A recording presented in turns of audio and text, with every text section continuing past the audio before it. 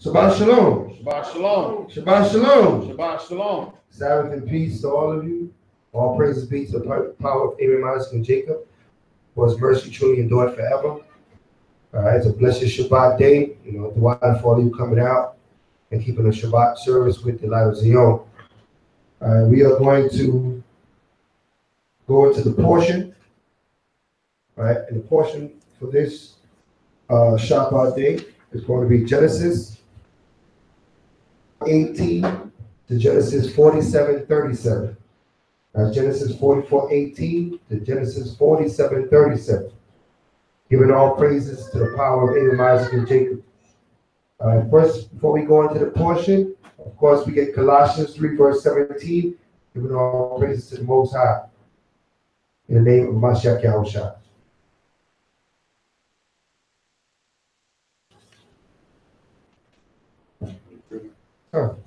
Colossians chapter 3, verse 17. And whatsoever you do in word or deed, for Mashiach Yahushua, give it thanks to the Most High Him. That's right. We always give thanks to the Most High in the name of Mashiach Yahushua always. You know, he's the deliverer that Yahweh has created for the children of Israel. To bless the children of Israel and bring us back to our, our rightful standards on this earth as the kings of this earth. Okay, you are the kings of this earth. We are preparing to rule once again. And when in our time of rulership, there ain't going to be all this wicked pagan holidays and Christmas and all this madness that we see going on today. Righteousness, cut. And that is the kingdom of heaven. When this earth is ruled in righteousness, okay, of heaven, all right? That means heaven upon earth, all right? Heaven upon earth means what? The Most High's will be done, right, on earth. You know, we say it every week as we send up the other one's prayer, the Lord's prayer, that thy kingdom come, thy will be done on earth as it is in heaven. So that's what we're looking to establish. And first, we're going to establish it where? In our households. Establish it in ourselves, then in our households. Because your house can't be more righteous than you are, okay? Right? First, you got to get right, then you get your house right. Right? And then those righteous houses come together. That's right. And those congregations come together, and we have a nation. That's right. Everybody understand that? So that's what we do in these last days. Back then, well, yeah, I'm just building. That's what he expects of us.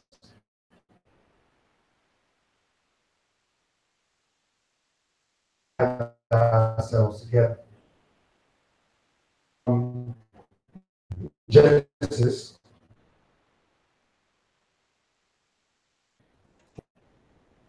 44th chapter. First verse.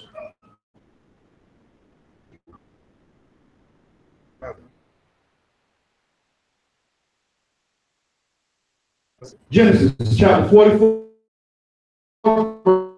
verse 18. And Judah came near unto him and said,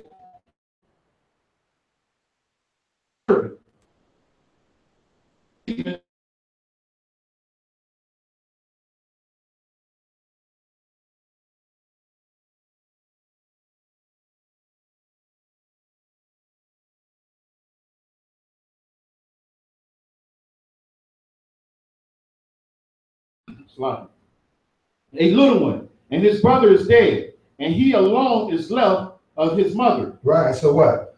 His mother only had 2 children. Who's his mother? Who's caught it back up? All right, who's his mother? Rachel. And who Rachel have gave birth to? Joseph and Benjamin. All right, so right here, this is Judah talking to Joseph. He doesn't realize he's speaking to Joseph that he just said was dead. So he said, yeah, Joseph is dead. And he's talking to Joseph. Okay, read on. And his father loveth him. Verse 21. Right. And thou sayest unto thy servant, bring him down unto me, that I may set my eyes upon him. And we said unto my Lord, the lad cannot leave his father, for if he should leave his father would die. And thou sayest unto thy servants, except your youngest brother come down with you, ye shall see my face no more. Right. And it came to pass, when ye came up unto thy servant, my father, we told him the words of my Lord. And our father said, go again and buy us a little food. And we said, we cannot go down. If our youngest brother be with us, then will we go down. For we may not see the man's face, except our youngest brother be with us. And thy servant, my father, said unto us, we know that my wife bare me 2 sons. And the one went out from me, and I said, surely he is torn in pieces. And I said, and I saw him not since. Right. And if ye take this also from me, and mischief befall him, ye shall bring down my gray hairs with sorrow to the grave. Right. Verse 30. Now therefore, when I come to thy servant my father, and the lad be not with us, seeing his life is bound up in the lad's life, it shall come to pass, when he seeth that the lad is not with us, that he will die. And thy servant shall bring down the gray hairs of thy servant our father with sorrow to the grave. Come on. For thy servant cometh surely for the lad unto my father, saying, if I bring him not unto thee, then I shall bear the blame to my father forever. Right. Now therefore I pray thee, let thy servant abide instead of the lad a bondman to my Lord, and let the lad go up with his brethren. Come on. For how shall I go up to my father, and the lad be not with me? Lest peradventure I see the evil that shall come on my father. Right. So basically pleading with Joseph that, listen, man, don't hold on to Benjamin. Okay. I can't. My father, he will just die if he don't get his son back. Yeah. If he don't see you come back with his son. All right. So he just let him know his life was bound up in his son's life. The sorrow that would be upon him would be too great. Great for him. So what he was doing was pleading with Joseph, but not realizing that Joseph was putting them all through this of a payback for him, but at the same time, he wanted to see his whole family. He wanted to bring the whole family to Egypt before he revealed who he is.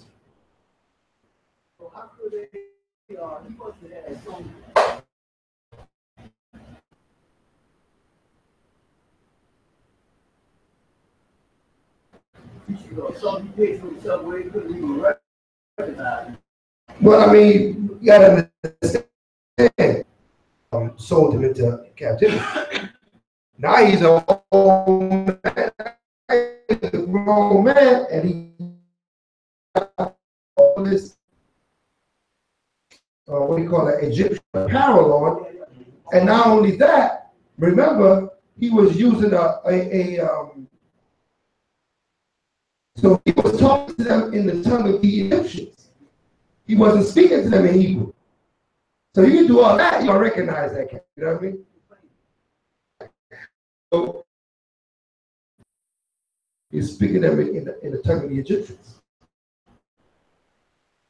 The interpreter speaking just so they wouldn't catch on and say, you know, this guy looked familiar. All right, 45 and 1. Genesis 45, verse 9. Joshua could leave himself before all of them. You said Joshua. Oh, so refrain himself